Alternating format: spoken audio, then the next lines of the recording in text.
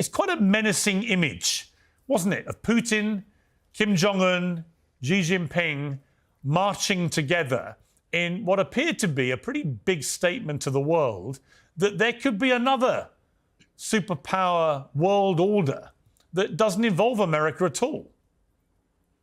Yeah, well, I think that's certainly the message that they're trying to send, that the unipolar moment is over. And of course, I believe it was Charles Krauthammer who coined the term, and even he called it the unipolar moment. It was never inevitable that forever there would be one lone superpower in the world. And in fact, that moment after the collapse of the Soviet Union, what was remarkable about it was its uniqueness. There really hadn't ever been such a dominant superpower that was the lone superpower in the world. And I think it was like Lord Atkin broke it down many years ago, that it was just simply too much power concentrated in Washington, D.C. The neoconservatives who hijacked our foreign policy wrote very explicitly about this in the 1990s, and anyone can read it for themselves. The Project for a New American Century documents are still available online, where they decided that because we have so much power now, what we need to do is fight wars on multiple fronts against countries that are pose no real threat to the United States of America. And our country is in a much weaker place now than we were in 1991 in many ways, drowning in debt, and have totally lost our moral standing around the world as we just sit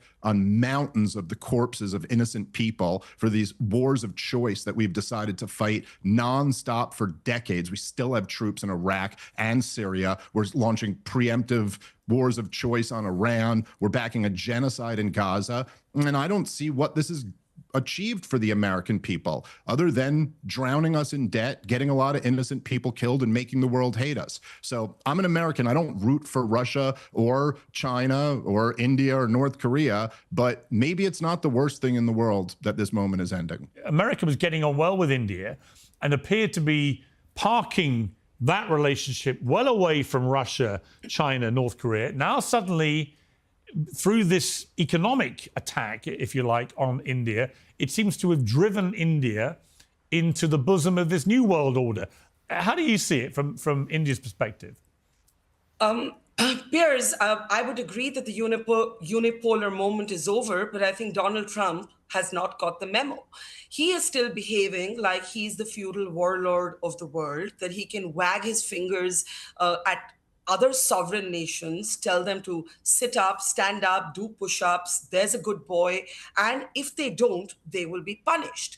From the Indian perspective, Trump's decision to impose a penalty of an additional 25% on India for its purchase of Russian oil is basically seen by Indians as an affront to our sovereignty. India's ambassador to Moscow has made it clear that we as a country will buy oil where we get the best deal. To top it all, America's staggering hypocrisy is on full display. Let me just share a couple of data points with you.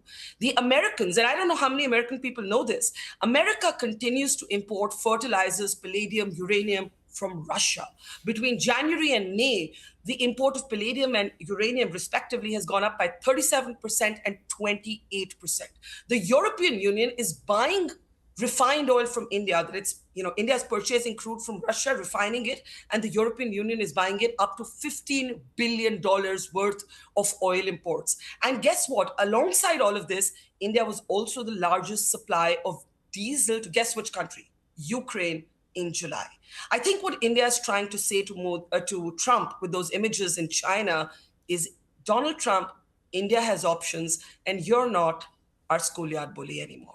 Or never were. Are they looking at what's happening in the United States with what many perceive to be a pretty chaotic strategy with tariffs and so on?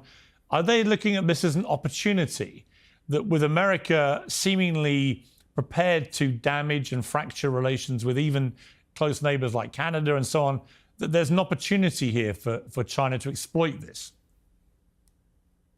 You're spot on. I think the sentiment in China right now is that there's a great opportunity. I mean, there's actually a saying for Trump. He has a nickname in China, which is Jianguo, which literally means to build the country.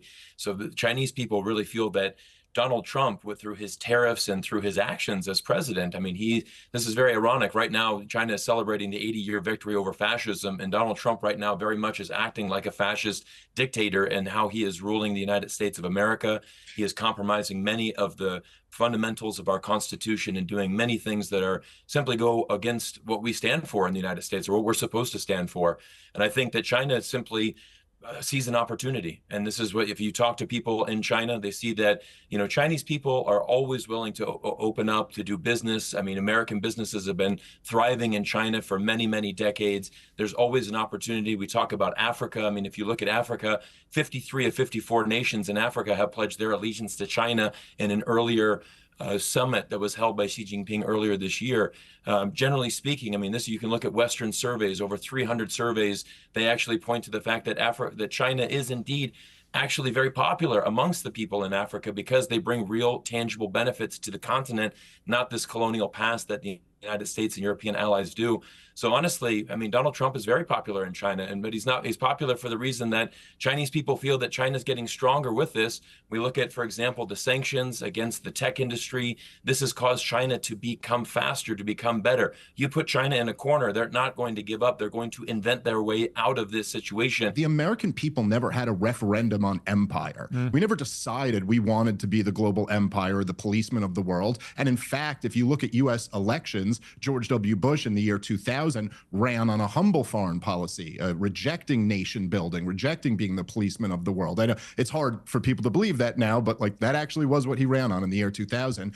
Obama in 2008 ran as the peace candidate, and people overwhelmingly voted for him. Donald Trump in 2016 and in 2024 ran as the peace candidate and won both of those elections. And it's an outrage that our government in DC goes around bullying the world. I mean, imagine asking the Indians, it's a similar thing happened a few years ago when Joe Biden went to the Saudis and asked them to lower the price of oil because he was dealing with price inflation from his policies over here. On what ground do we expect these other countries to do things that hurt their own people to benefit our empire? It's a ridiculous request. And so while you're right, while China's going around and offering these sweet deals to people, we do the opposite. The IMF comes in and offers loans and demands incredibly difficult, things for countries to follow. You essentially have to be our sock puppet if you want to be propped up by the U.S. And this isn't about Donald Trump. This is what the U.S. government's been doing since the end of World War II. I don't even think this is about trade. I think Trump is having a massive sulk because Pakistan thinks he should get the Nobel. He wanted India to make the same point in public. India refused. He wanted India to say, thank you, Trump. You helped India end the war, the 4-day military conflict with Pakistan. India said, look, you made the phone calls, but we did our own thing. We ended this on our own terms. He made the point about credit for ending that war about 40, 50 times till Indians were so bored with his claims, we stopped counting. So is this about Trump's ego being bruised, or is it about trade? We've got to ask that question. Well, it could be a bit of both, couldn't it? And let me bring Gordon Chang back in here. Yeah, but who is Trump to punish India? Like, who is Trump? Well, who gave him that I just think that when we talk about, you talked about the Middle East, Syria. He has turned Syria around. This is unbelievable, and this is Trump at his best. Trump understood that American sanctions on Syria were based on Assad. Assad was gone. And so he says, I'm giving Syria a chance to join the international community. This is really important. And this is a theme that we are going to see. The other thing, Piers, is that Trump is willing to use American power, and he does it in small doses. So, for instance, he killed Soleimani, he put Iran back in the box, and we see with the targeting of this Venezuelan drug boat, I think we're going to see a better Maduro in the future.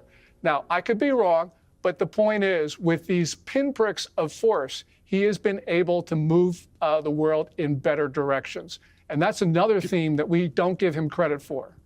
Yeah. Can I respond to that a little bit, Piers? Yeah, sure. Then I want to bring in Cyrus, but Dave, yeah, go on. as I've said on your show before, ever since Barack Obama won a Nobel Peace Prize, they just mean absolutely nothing. Yeah. I mean, if the guy who escalated the war in Afghanistan, launched a war in Libya, launched a covert war in Syria, backed the Saudis invading Yemen, and continued the war in Somalia, his whole presidency, if that guy can get a peace prize, it's just ridiculous. But I'm sorry, nobody should get a Nobel Peace Prize if they're backing the genocide, completely facilitating the genocide of the Palestinian people. It's an outrage that we'd even discuss that. And to say that Syria is in a better place now, like as a New Yorker and as an American, I just find it so unbelievably offensive that we would say having the emir of Al-Qaeda running the country is somehow an improvement over a secular dictator who wore a suit and shaved his chin every morning. And I think it's just absolutely outrageous. Hang on. But it was the CIA who started that civil war in Syria. And I'm not saying Assad didn't fight it brutally, but this was a policy of the Obama administration, up to committing literal treason by sending weapons to Al-Qaeda and ISIS knowingly. So, I mean, we could do this on another show, but no, I don't think that this was a wise policy or an improvement. And it absolutely destroyed that country, led to hundreds and hundreds of thousands of people dying in Syria. I like the fact that Donald Trump actually seems to be moved by babies dying, not enough so that he'll stop sending Benjamin Netanyahu money and weapons, but it's nice that that's at least a thought there. But I'm sorry, I think the idea of talking about Nobel Peace Prizes or praising him for what he's done in Iran or Syria or Gaza is ridiculous, and they're all disasters that America doesn't have to be involved in. They're all wars and conflicts of choice. None of these countries pose a threat to the United States of America. This is, I think, when books are written by historians decades and centuries from now, this will be viewed as a time of just war hysteria, where the American people committed suicide fighting war after war after war for no reason. And look, all of these countries that you just showed at the beginning there, why is it that they're all uniting together? It's because DC is a war-hungry, psychotic, organization. In the last 25 years, the United States of America has fought aggressive wars of choice against Iraq, Afghanistan, Syria, Libya, Somalia, Yemen.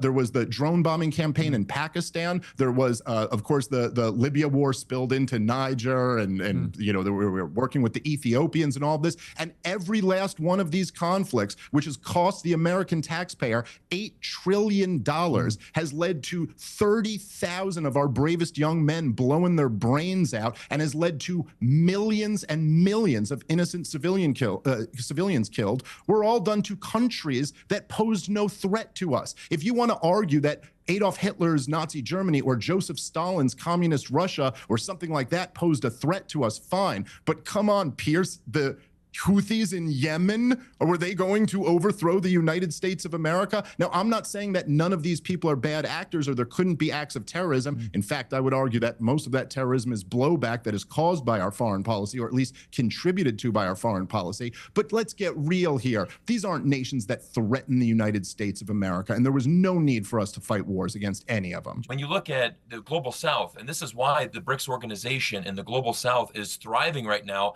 and why there's so much momentum in this movement, because a lot of people around the world, and again, you have to remove yourself from this Western media bubble and people that want to fearmonger about China and preach to you that, oh, China hates America. China wants to take down America. That couldn't be further from the truth. Chinese people, when you go there and connect with them, they want to do business with America. Chinese has always been welcome to American business. And the simple fact is that I think China wants to have a multipolar world. They're never going to say, hey, we don't want you to work with America. We don't want you to work with the United States. In reality, China has been very appreciative of America. They've been recognizing, hey, look, you're a superpower, we're a superpower. Why don't we, if you're a developing country in Africa, why don't you do business with both of us? We're not saying that you should only do business with China, but unfortunately, that is not the same case for the United States, which we continually go to Africa and we don't provide any investment. We don't provide any tangible benefits. We simply say, you should not be doing business with China because they're not a democracy like we are. But yet, look at the state of democracy in the United States. Vast majority of Americans would not agree that we are a democracy right now. So again, it's looking into that mirror and looking at how we can improve ourselves. This is what China is doing. They're looking at how can they improve, how can they advance, and how can they take care of their society. The stark contrast between the two is you have a government that is looking forward, taking care of their society. I couldn't agree more with what Dave's analysis today. Spot on. There's been so many wars, so many conflicts, so many trillions of US dollars that has been wasted for the American public. This is the biggest problem. And so, and again, what I see right now is a big problem. I'm a U.S. citizen. I'm a proud American. I love my country, but I see us being isolated on the world stage because of the actions of Donald Trump. And I've never seen America's reputation amongst the world, at the lowest point it is right now.